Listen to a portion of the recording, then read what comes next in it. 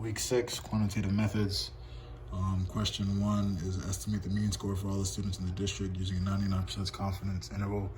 Here's my mean, standard deviation, my sample using 99% confidence interval. This is the equation that I use for this. There's plus and minus, so 110 plus or minus 2.576, which is my z-score. With this is standard deviation over the sample, which is 15 over 400 with the bar notation. That equals 15 over 20, which is 0.75. You multiply it by that, and then you add 110 to it. So this is what I got here. I added this and this after I multiplied these two. That brings me to 111.932, and for the minus was 108.068. So that was my answer for number 1. Number 2, develop an estimate of the mean score for the entire population of workers using a 95% confidence interval. Same thing, it was the same question as this basically, so I used the same equation. Here's my work. So it was 78 plus 1.90, 450 over 25 with the bar over it, bar notation I mean. So that's 450 over 5 equals 0.9. So 0.9 times 1.960 plus 78 equals 79.764, and minus is 76.236. So that was the answer for that. Question 3 was a little bit different. Develop a 95% confidence interval to provide an estimate of the mean intake level for the entire population of program participants. So this is, these are like everything that I needed.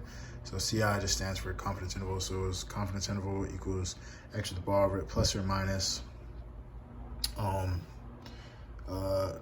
T, which is a table in the book from there, and then S over X, which is S over N with the bar notation. So I got 4.4 plus or minus 2.064, and then multiplied by 1.75 over 25 with bar notation. That's 1.75 over 5, and then so that's 0.35 times 2.04, which is 4.4 plus or minus 0.7244. That gives me a confidence interval of 5.1224 for the positive, and a confidence interval of 3.678 for minus. So those are my answers for number 3. Number 4.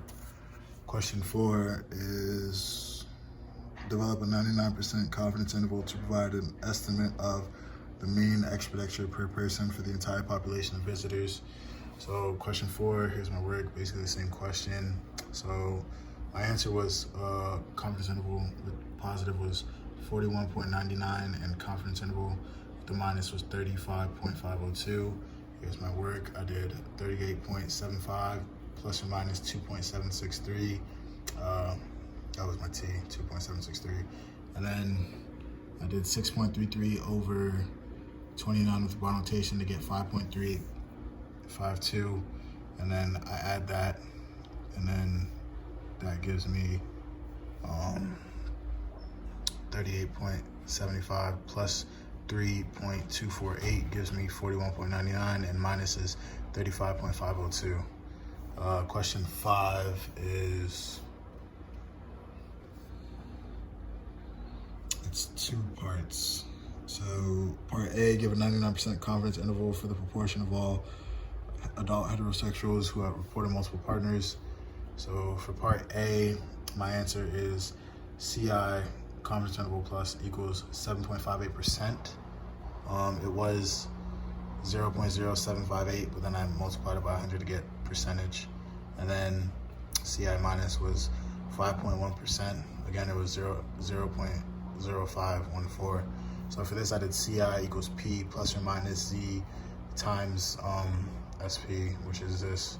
So then it was, I found out this first because you have to do PEMDAS, right? So out of that, I got 0.0047, and then so it was basically, I had to find P, what P was first.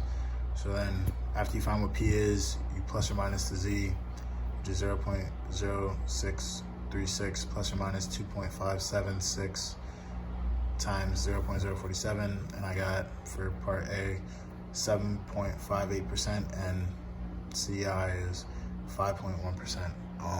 For part B, I'm 99% confident that between 5.14% through 7.58% of people have multiple partners. Again, this is the work, and this is I got the question. Answer it. For 6, yeah, I messed that one up. I couldn't figure out 6. I'm sorry. I'm gonna ask you a question on that. So 7 had 2 parts. Same as question 5, basically. So this is like the data. So my answer for A was CI plus confidence interval with the when you add is 67.2%, and confidence interval when you subtract is 51.5%. B, yes, the number of people is above.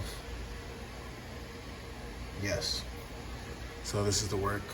Again, I did CI equals P plus or minus Z times SP, which is bar notation P times 1 minus P over N. So, yeah.